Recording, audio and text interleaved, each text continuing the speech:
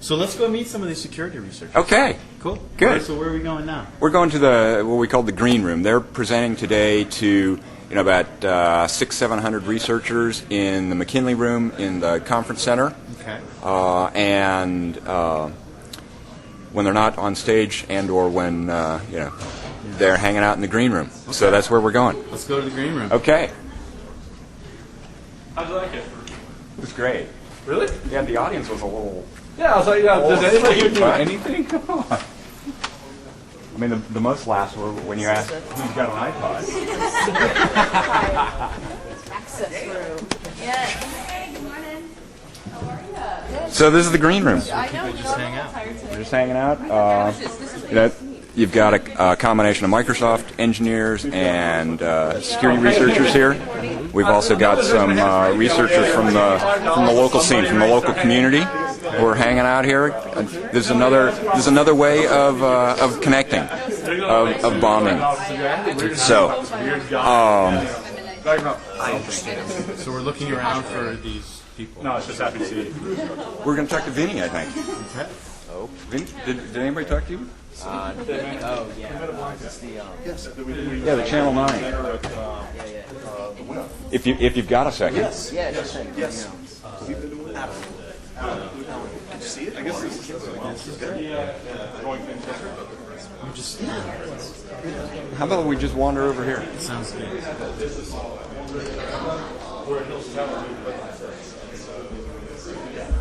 How you doing? How's it going? Good. You want to stand? You want to sit? What do you want to do? I'm going to keep on standing. This is Okay. great. Now it's a little. You want that for the background? That's fine. Let me just look at the lighting here. This lighting is great. Okay. So Vinny, how's it going? What do you do? Who are you? My name's Vinny. I'm with the Metasploit project, and I lead up the anti-forensics part of it. So today I'll be presenting on the Metasploit anti-forensics project, and we'll hopefully you guys will enjoy it very much. Definitely. It sounds like a really interesting project. How long have you been working on it? It started 2 months before Black Hat, when I realized that they accepted my submission. So pretty much nonstop since then.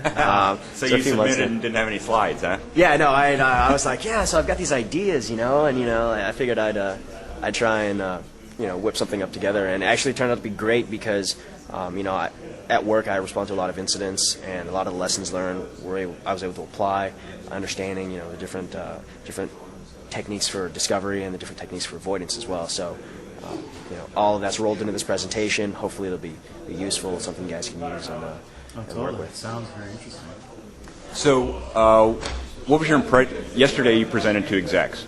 So, because the way Blue Hat works is we do condensed 30-minute presentations for executives, and we actually repeat those morning and afternoon, and then come back and do a full day on Friday where it's an hour presentation and 15 minutes Q&A. So, it's not necessarily dumbed down because the technical content is there, but it certainly is compressed. So what were your reactions about after presenting to execs yesterday? I'd definitely say I was surprised, and by the willingness of the executives to sit there, their technical ability to understand, and then to fire questions back. I'm very impressed with that. Even more impressive was their willingness to listen and understand and improve, and on the spot say, how can we fix this? What can we do to help the community out? That's their first concern, is what can we do to help the community out there to make forensics discovery easier or better? What can what is the Microsoft? Can you talk a little bit about this Metasploit?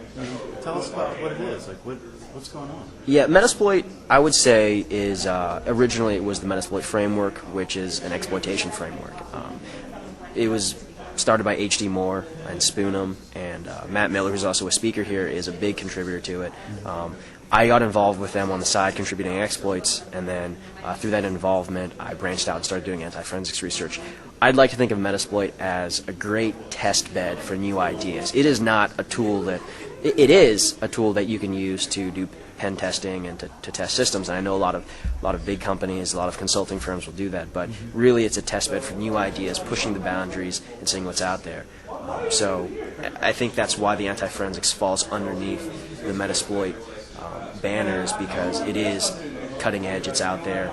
And Fantastic. So have you Were you a hacker before you got into this business? I mean, you've always been just curious about how to break Security things? researcher, I guess. It's always been something that's... Sorry, no offense. No, none taken. People play semantics all the time, but really it's just a matter of being curious and exploring those things that you like to do. Absolutely. And this is my latest interest. So Fantastic, man. Good. We need it. So it's funny that whole thing about hacker, security researcher. One of the key things that I want executives to actually get is that this is research. This is the same kind of research we ask our guys on the performance team or on the reliability team to go do. And yesterday we were, Jim was watching Matt Miller's talk, and it's about temporal return addresses. And I think he was just, the reaction was fun to watch because it was like, oh my God. Look at this guy. He took this idea and then he put a structured methodology around it, and this and this and this and this, and boom! Look at the. And he said, I would watch out tomorrow because there's a 7-minute window where I know the return address on any Windows platform. And Very good. Excellent. Well, thank you for your time. so, absolutely, thank you.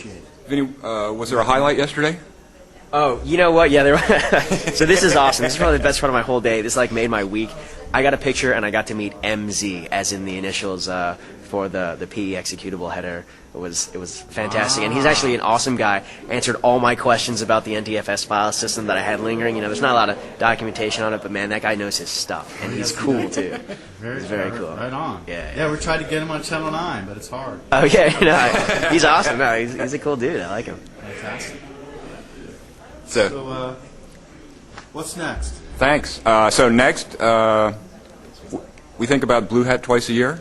It's a lot of work. We know that there's enough talks that are of interest that we could do this twice a year. We're not sure if we can actually manage.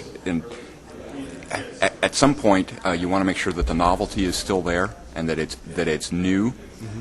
You don't want people to go, oh yeah, well I would go to Blue Hat, but I went last time and I don't really need any more security updating right now. We think though that twice a year is about the right frequency. We're gonna test that out. We did one in March. We're back here in October. Seems to work okay. And it seems like you got a great turnout in there from Microsoft developers. Yeah, I mean, yeah. It's a total voluntary sort of thing, right? It's not like every engineer at Microsoft must attend Blue Hat. No. Yeah, and that's the cool thing about it is that it's actually kind of viral. That we started out. We just said, gee, maybe we should go do this. And then we said, well, yeah, let's put an exec session in there as well.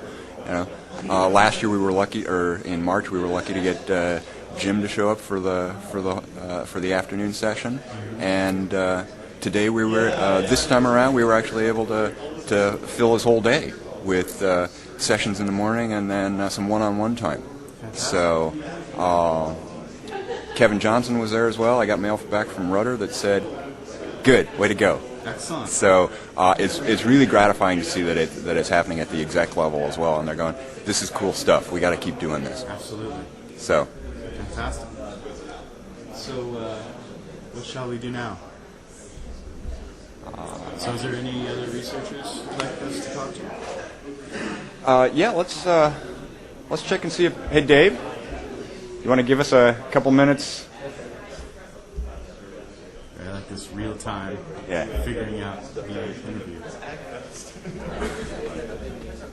This is Dave Manor. This is. Charles Story from Channel 9. Hey, how you doing? You know about Channel 9? Yeah. Ever watching those videos? Yeah. We're gonna make you famous now. Yeah, good you're going to be on the front page of Channel 9 now. So what do you do? I'm a vulnerability researcher of the X-Force Advanced Research Development Group. I spend all of my time thinking about new ways to hurt people and then helping make sure that never happens. Excellent. So you're a good hacker. You don't like that term. So I do that again. Yeah, exactly. I think it's a good term, though. I mean, because it's. Well, it's not the term; it's the stigma that people associate with it. So, like 99% of the people that would hear the term might think of one thing, and then the other 1% everything else. Understood. And it's all about the perception of the term. So, I mean, we're not hackers. We're legitimate. Researchers. Yeah, we're security researchers. Absolutely. So, what are you talking about today? I talked about you are the Trojan. You specifically are the Trojan. Microsoft was like, that guy is why we keep getting compromised. Actually, it's a speech about Microsoft's done a really good job lately of securing traditional attack vectors, which are things like generic buffer overflows, things like that. Sure. Service Pack 2 and Windows 2003 have made great advances in securing against that. Mm-hmm. I'm talking about the fringe, the details that you leave out, like mobile devices. Attack vectors over, for instance, USB and FireWire. They're DMA enabled. DMA means direct memory access. Mm-hmm. That means you actually do have direct access to system memory. So peripheral can actually modify the system memory. We're actually talking about one other exploit vector that doesn't get a lot of press, which is device drivers. It's one, the code for device drivers generally isn't like the best code ever. It's written like from it's generally written by like a hybrid of software and hardware guys, sure. And they're more concerned about performance than they are speed. So we were talking about I showed 2 examples of device driver flaws that were discovered this year, and with the advent of information like how to exploit like kernel bugs and stuff like that, sure. we think that like in the future, it's a great wild west right now. So that's what you mean by the core, the soft center. Right. You're talking about once you get into the system. Right. So the drivers and stuff, and if they're running in kernel mode, then you can do anything you want. Yeah. Yeah, exactly. So move them all up to user mode, right. Or make a managed kernel. But that's very interesting. And so, what do you think of this whole conference so far? I love Andrew Cushman. I'm going to get an Andrew Cushman T-shirt. No, I got to tell you, and I told the audience this morning, 3 years ago I wasn't a Microsoft fan at all. In fact, if you told me 3 years ago I'd be here right now, I wouldn't believe you. But in the last couple of years, it's been very evident to people in the field that Microsoft is making huge leaps and bounds forward with security. And I think that Blue Hat is just indicative of the kind of dedication that Microsoft has right now to securing their product and the internet as a whole. Absolutely, and you're helping us out. You're a big part of that. So, Thanks, Dave. Thank you. Thank you. Nice meeting you. Nice to meet you too. Sorry I offended you by saying that. I got to remember that. Well, I didn't know. That's why. What do I know? Well, and like Dave said, it's about the stigma that comes attached with it, or the sure. perception that people associate with it. Okay. So who do we have here? this is Windows Snyder. Window and I worked together last year. Yeah. Actually, Blue Hat was Windows' idea. We collaborated job, and improved upon this. Sad for us is that Window recently left Microsoft, joined a startup. But I thought I'd give her a chance to talk on Channel 9 and Sure. give her impressions of what Blue Hat's like. I'm really excited to see how it's changed and really improved. The speaker list is awesome this year. I mean, it was actually really great last year too. But this is it's excellent. It's so much bigger. There's twice as many people in attendance. Sure. I'm just really glad to see it continue. Fantastic. Well, it's a great idea. So what made you come up with this idea? Well, I was spending a lot of time traveling to a lot of different conferences, and I'd go to these different conferences and see things that were relevant to Microsoft technologies or Microsoft products, and I'd say, it'd be great if the product teams could see this, if the product teams could, really see what the rest of the security community was seeing.